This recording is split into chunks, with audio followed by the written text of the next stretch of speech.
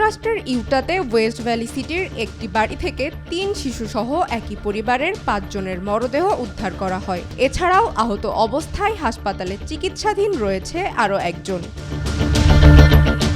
Salt Lake city থেকে ৪০০ kilometre দূরে ইউটার ink সিটির এক বাড়ির লোকজন প্রতিবেশীর ডাকে সাড়া না দেওয়ায় পুলিশকে জানায় ওই প্রতিবেশী। পরে পুলিশ ওই বাড়িতে যায় খোঁজ নিতে, তবে কারো সাড়া না পাওয়ায় ফিরে আসে পুলিশ। পরদিন খবর পেয়ে পুনরায় ওই স্থানে গেলে বাবা, মা ও ৩ শিশুসহ ৫ জনের মৃতদেহ পায় পুলিশ।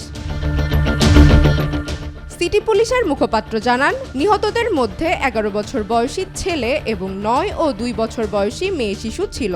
এছাড়া ওই বাড়ির গ্যারেজ থেকে একই পরিবারের ১৭ বছর বয়সী এক কিশোরকে গুলিবিদ্ধ অবস্থায় উদ্ধার করে হাসপাতালে নিয়ে যাওয়া হয়। তবে এই হামলার নেপথ্যে কী এবং কারা এই কাজ করেছে তা এখনও জানা যায়নি।